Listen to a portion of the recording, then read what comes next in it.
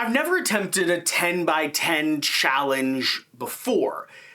And I don't know if that's because I have commitment issues. I don't like sitting down and playing the same thing over and over again, because over the years I've been covering games for this channel, which means always seek the thing that is new or just about to release. Or if it's because I haven't had a consistent game group I could rely on to get something taught and tabled time and time again.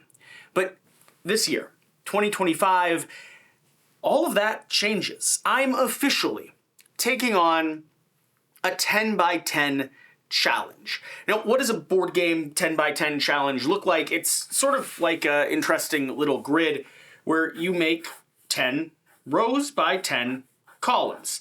And your goal is to play 10 games, the games that I'm going to list in this video, 10 times each over the course of the next, I'm going to say, 365 days-ish. Over the course of the calendar year of 2025, I'm going to try to play each one of these games 10 times each, and I will update you. I'll let you know whether I completely fail this about a year from now and I admit to, my inability in every regard, or hopefully, as I sit down and do more in-depth reviews and coverage of each one of these titles after having explored, experienced, and continued to push my way into their framework. So, when making this list, I had to think through what games I'm excited to play and willing to play 10 individual times. And what games can I actually get accomplished? What will actually hit the table if I ask? Whether it's my Tuesday night gaming group, a friend who's coming out of town to visit, another publisher or content creator that I'm collaborating with, or my lovely wife. I tried to analyze and create this list off of what I think was the most likely to be both ready, willing, and able to be played. I'm really excited about this list, and it's not because these are games that I didn't think I'd be able to play 10 times over the course of the next year, but I actually think I can accomplish this. The reason I'm filming this video is because we're going on a trip this weekend, and on that trip we're going to be playing as many board games as possible with one of our close friends who lives up in New Jersey. And a number of these games are on that list, so now I have an excuse to say, a fifth game of Terraforming Mars? Let's go ahead and do it. So I want to walk you through the 10 games that are going to be on my 10 by 10 challenge for this next year, and I'd love to hear from you. What games or what game will you add to your own personal challenge? Part of the reason we have board games is to play them. And unless you create parameters for yourself that encourage you to explore, play, you create time and space that allows you to both learn, table, invite people over, you'll find that you have tons and tons of games still enshrinked and a lot of your favorites that have still yet to be played multiple times. I have games I love desperately. My number one game of all time as of 3 years ago, Bus from Splotter, hits the table sporadically. And I know that one inside and out. It's pretty easy to teach people, but there's so many other good games that I default to letting other people teach and direct and run, and I get to hang back and experience. With a 10 by 10 challenge, I will hopefully have a directed, set, targetable course. So when someone's like, hey, what do we want to play this Tuesday?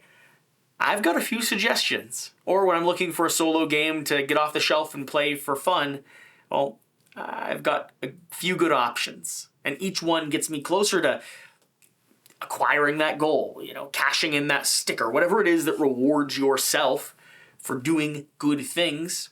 The brain likes that system. It likes getting that extra little dot, that extra little mark in progressive movement forward. So, with that, let's work on this. Also, just for context, sorry, I'm diving into other things. As of a year ago, I officially got diagnosed with ADHD, which explained so much, and access to medication. So my ability to sit down and read rule books is like it has never been before. My ability to play solo games and be engaged with them fully is, again, like it has never been before. And the understanding of how my brain works is important to this equation. the more excuses I can give myself to release dopamine, to release success and pleasure-driven chemicals in my brain, the healthier I am, the more stable I am, and I'm giving it what it's constantly seeking. Like, about 2 years ago, I started putting flower stickers on the spines of books that I'd finished as a way to indicate, to visually see what I'd accomplished. And it has encouraged me over the course of the last few years to not only read and explore so many more books in physical form, but also finish them. Because I had a habit of getting halfway through a book and not ever making it to the end. Well, I now understand why, and giving me a little taste of dopamine at the very tail end of that seems to have been an effective resource for me to facilitate my own desire to read. And here, I'm hoping, a good solid 10 by 10 challenge will do the same for these games that I really want to play. So in no particular order, we're going to start with a game that I've already mentioned, Terraforming Mars. I think we probably played this 7 or 8 times this last year, and given the fact that we just had our first child last year, was a little bit of a blur. So a game like this hitting the table is significant. It is one of my wife's and I's favorite games of all time. My gaming group loves Terraforming Mars as well. Corey, who you've seen here on the channel, is what I would say a Terraforming Mars expert, having hundreds of games under his belt. And so this is one that I think everyone that I know that I enjoy playing games with will be willing to get to the table. It's one that's naturally going to hit the table, at least 5 or 6 times as it is, and with a little bit of effort and a little bit of directed attention, it can easily cross that 10 by 10 threshold. Moving on to the next one is a game that I still and, constantly want to obsess over. Final Girl is just this lovely solo experiment. I have a gameplay coming out, I believe, this week, or I just had it come out last week, where Shira and I do a 2-player version of this solo game, and Season 3 is on the horizon, if not already arriving to people. I don't have Season 3 ordered. I didn't have the money for that nonsense, but eventually, if I, get more of Season 2 played, maybe one day I will get a copy of it. And so midway through 6 or 7 months from now, I'll have a whole new reason to dive into Final Girl once again. So I'm thrilled. I already want to play this. I think I'm going to be able to play this. I know the game inside and out. I'm doing coverage and content here on the channel because there's a community out there that enjoys seeing Final Girl coverage, and there's new content coming. So when I run out or get exhausted by what I have, I can always add in more. Next one is going to be one of the more challenging in a way, Kingdom Death Monster. I want 10 games of this. That's not even a full campaign. That's a pretty reasonable ask, especially when you have things like the Kilinium Butcher or the White Gigalion. These little vignettes, these are one-shots, one-offs that you can hop in and play, and it's a complete session. We also have the Black Knight expansion that came in that I think is a 5 or 6 chapter campaign, so that's a few gameplays there. We have the Frog Dog expansion, so a new boss to face off against, and we love Kingdom Death. It's still our grail game, our zero game, our #1 game of all time. I'm so biased on it, I can't even put it on an official top 10 list, and my wife does too. We've got our Gambler's Chest campaign running underneath the wood that I'm sitting in front of, in the belly of this board game table. So, 10 gameplays of Kingdom Death, with all the new content, with all the stuff we want to play, and the fact that it's our number 0, I think that's a fairly reasonable ask. We will have to hire a babysitter to watch our son for, a full 36-hour period, but that's okay. We'll get it done. We'll get it tabled. A game that we've been putting out a lot of coverage of recently because it's just that excellent, and a game that not only I, but also my gaming group is currently obsessed with, is Dune Imperium Uprising, and the whole breadth of expansions that exist out there. Not only is this game wonderful, but I also enjoy it solo. I like the puzzle of Dune. I'm counting any variation that I play, including the app, for the record. Even though I don't play the app very often, if push comes to shove at the end of the year and I need to finish this 10 by 10 and Dune for some reason happens to be the one that hasn't been played 10 times, which is just not possible, then I'll get a few games of the app knocked out and call it a day. meaning put it on my permanent game shelf forever because it's just a remarkably good and fun game.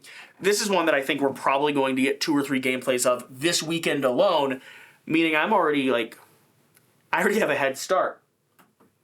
Moving on, Age of Steam. We just got the full collection along with the deluxeified components for Age of Steam in this last year. We love this game, and we love it at every player count, all the way from 1 to 17. I don't know if it really plays up that high. I suppose there's probably some maps if you go to SteamCon that do. But for my wife and I, this is a compelling 2-player game, a wonderful 3, 4, and 5-player game, and there's solo puzzles here that I would like to explore on my own at some point as well. Age of Steam is just one of those games that we cannot get enough of, so it's good to have it on this list, because I'll ask my wife to play it with me, and her response will constantly be, okay, what are we going to do with baby? High chair for a little bit? I think so. Once he discovers ice cream, we're good. We could buy 17 hours off of that alone. Gloomhaven, or Crimson Scales, or Jaws of the Lion, any of the wide variety of Gloomhaven products that are out there, even Button and Bugs, which I still want a copy of. We're about halfway. My wife and I are about halfway through Jaws of the Lion. I want to finish that campaign this year. 1, because I want to say that I did it. 2, because I enjoy playing board games with my wife. She's wonderful in every regard. And 3, there's just a lot of other Gloomhaven content out there that I want to explore. I want to play Frosthaven. I want to play Gloomhaven Digital. I want to dive into Buttons and Bugs, the little solo campaign they sent out. I want to play more Crimson Scales because the explorations that we've had at the Trail of Ashes and the other fan-made stuff has been some of the best content we've came across. So there's lots of excuses and lots of opportunities to play. And so this is on the list as a motivator for me to go ahead and get something to the table that I already selfishly want to get to the table. Moving on, Slay the Spire. One of the other games that I put on my list of games that I just want to obsess over, and it still rings true. Even though I haven't got this tabled recently, I will use my son as an excuse. He's 4 months old now, which means when I got this in 5 or 6 months ago, I had time to sit down, organize the trays, get everything sleeved, read through the rulebook multiple times, have it set up on the table, and then watch it all fall apart as I had to learn how to dad, and we're still working on that one. But Slay the Spire looks great. Reviews are wonderful. I've played the prototype before. I can't wait to dive into this, and now's about time. So this is a good way to motivate myself to play something that I want to explore solo anyway, but the cooperative game I'm sure will be excellent as well. I just started playing Root solo.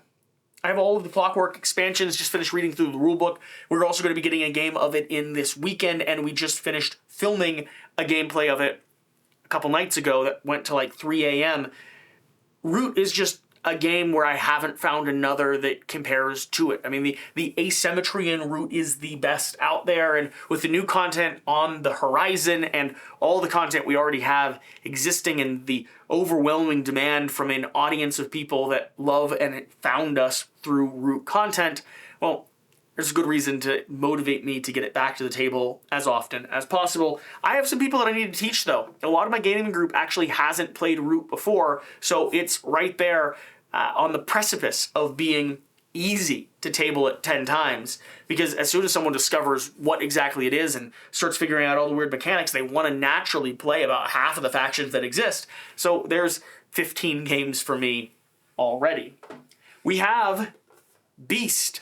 Beast is a lovely, beautiful, completely artistically masterfully created board game coming from Studio Midhall, a little bit more of an indie publisher. It is permanently in our collection now, and one of those games that Shira has been begging for me to get to the table more often ever since it arrived. Along with that, there should be more content coming down the road, as they ran a second second GameFound project, I believe, that launched more content and more expansions. And so Beast is one of those that I've put on here because I want to play it at higher player counts, which means game night is the perfect community for it. It's an excellent one versus many hidden movement style, the Dracula style board game. And on top of that, it's an excellent 2-player head-to-head combative game, which is perfect for Shira and I to start getting to the table a couple times, a month or a couple times over the course of the next year for date nights and other fun couples evenings. So Beast is there, and I'm very excited to dive into it. And the last one I have here should actually be the easiest of the bunch in a way, while maybe the hardest to lift. We have Crokinole. This is a beautiful Crokinole board that I just got in from Mayday Games. They are working on, I believe, the release or the launch, the pre-order system, whatever, for their deluxeified board. This is one of their standard boards. We get it all waxed and polished up, and this is living over at our house right now because this is just one of those games that you can get off the table with any friend that shows up. We played this with our 3-month-old son. I helped direct his hands a little bit, but he did all the flicking himself. Again, I helped direct his hands a little bit. He took down Shira. So, I mean, he's already off to a winning streak, 1 for 1. This will be the first game that I think we teach him because it's just dexterity-based. And this is just an easy, lovely, near perfect game for any environment. We brought this for a Hanukkah party over to our shul, and everyone in the room, people that don't play board games at all, was asking what it was and wanting to sit down and flick a few discs. So, Crokinole is the 10th game in this category. This is a little bit of a give me. Some of them, I guess, on the list are a little bit of a gimme. I can't have them all be challenging. Some of them have to be just purely fun and bound to happen anyway. The ones that I think would happen without this list existing are Dune Imperium, Terraforming Mars, Kingdom Death Monster, Crokinole, and Age of Steam. I think those ones are kind of gimmies. Like, I think I'm bound to have at least 10 plays of them over the course of the next year, as it is with my current setup. But Root, Slay the Spire, Final Girl, Gloomhaven, and Age of and Beast are the ones that, because they're on this list, hopefully will be re-incentivized to get them to the table just a little bit more often, to teach one or two people how to play them and to keep pulling them off the shelf when people ask what games we're playing on Tuesday nights. So there you have it. There's my 10 by 10. There's my goal for this next year. It's not a New Year's Eve goal. It's just, I feel like I have boundless potential. My ability to do things that require some degree of structure and order is higher than it has ever been because I have a better understanding of how I work. And I'm excited by accomplishment, by achievement. The little puzzles that you present in front of yourself that you get to tick boxes and apply stickers and finish books, and all of that just works for my brain. It works for many people's brains, but works for mine really, really well. So I'm super excited. I just have to figure out which type of, deluxeified meeple locking in system I'm going to order from Etsy with all these 10 projects so I can hang it on a wall like right here. So it'll be in like every video as you all watch content moving forward. And I will be thoroughly shamed if meeples aren't progressing across that track. Thank you for watching. Thank you for being here. Remember, whatever the case, whatever you do, remember to do the important thing. Drink some root beer. It's just delicious. Unless, of course, you're trying to be a little bit healthier. And then don't drink soda at all. It's terrible for you. I have a lot of other things I'm working on. For now, I enjoy a root beer. We'll see you later.